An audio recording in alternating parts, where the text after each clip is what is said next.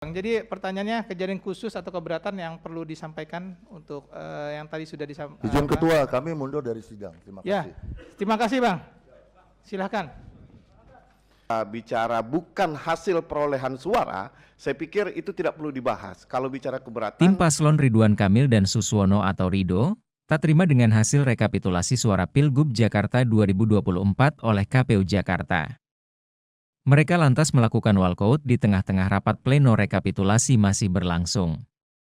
Seperti diketahui, rekapitulasi suara yang ditetapkan KPU, yakni Ridwan Kamil Suswono memperoleh 1.718.160 suara atau 39,40%, Dharma Pongrekun Wardana memperoleh 459.230 suara atau 10,53%. Pramono Anung Rano Karno memperoleh 2.183.239 suara atau 50,07%. Rapat pleno digelar di Hotel Sari Pacific, Jakarta Pusat, Minggu 8 Desember 2024.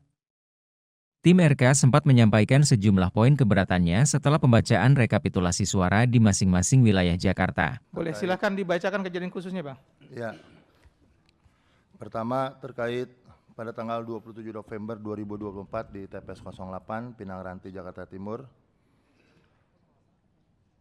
sekitar pukul 12.10 sampai dengan 12.40 telah dilakukan dan dengan dugaan tindak pidana pemilu yang tertangkap tangan terkait adanya oknum KPPS dan oknum PAM TPS dengan sengaja dan sadar mencoblos salah satu nomor paslon gubernur dan wakil gubernur yakni nomor 03 pada 18 surat suara.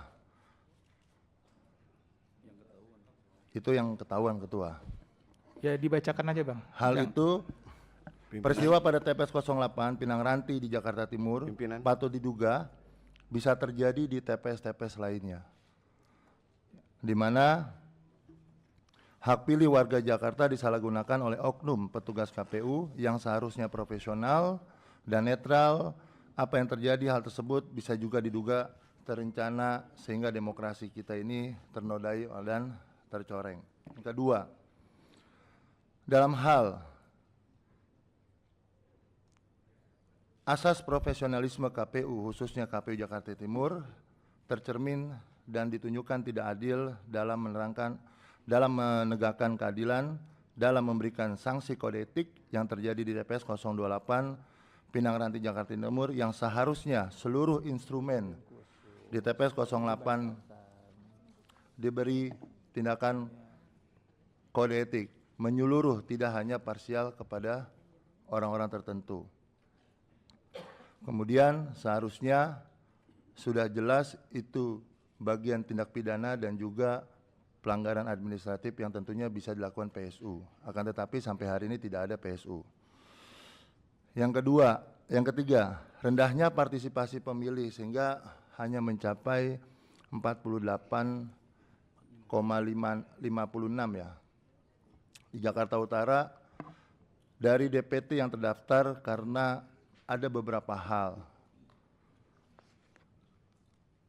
Adanya C6 atau kalau dibilang kemarin adalah C pemberitahuan yang tidak tersebar secara baik, tidak didistribusikan secara benar kepada masyarakat.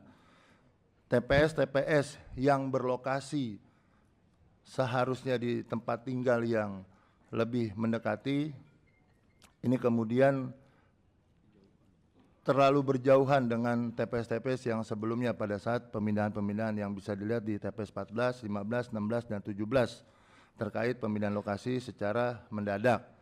Dan anggota KPPS yang banyak mengundurkan diri sehingga mengakibatkan partisipasi sangat rendah, hanya kurang lebih 20% dari pemilihan. Selain daripada itu, persoalan C1 yang C6 yang memang atau C pemberitahuan yang tidak tersebar secara keseluruhan, ini berdampak pada penurunan kualitas. Dibacakan itu Iya, aja Pak. Bang, enggak usah di ini. Saya bacakan. Iya. Silakan dibacakan ya. Apa harus saya lihat begini bacanya? Betul? Iya.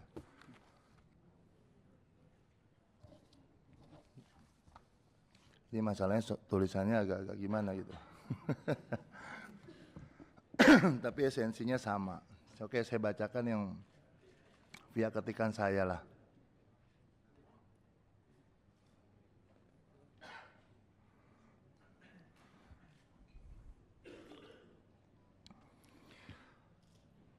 Ada sebanyak 167 kasus ya, dan bahkan lebih banyak lagi tentang pendistribusian C6 atau C pemberitahuan.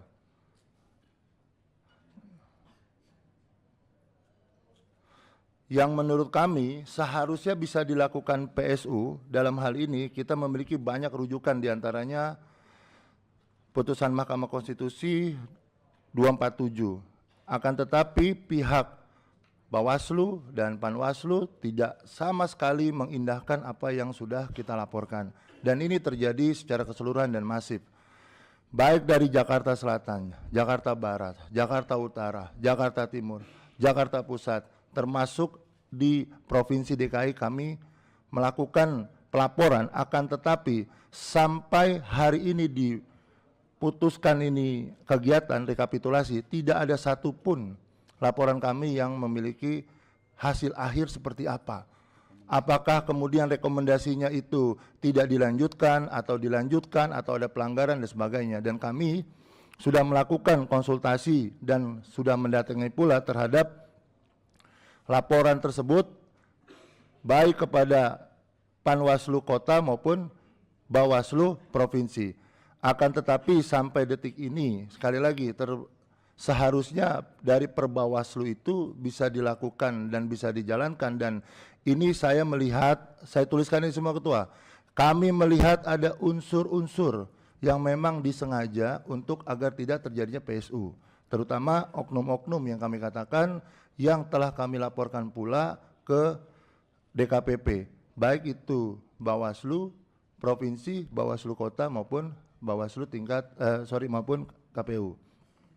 Kemudian indikasi penurunan kualitas pilkada, temuan-temuan tersebut menunjukkan adanya potensi menurunkan kualitas terhadap pelaksanaan pilkada di Jakarta dan mencerminkan ketidakprofesionalan KPU dalam hal ini, serta Bawaslu dalam menjalankan tanggung jawab mereka baik secara moral, konstitusional maupun secara hukum. Oleh karena itu, dari apa yang terjadi di seluruh ini, kami 01, pasangan 01, Pak Ridwan Kamil dan Suswono, apapun yang terjadi hari ini, kami akan melakukan proses hukum.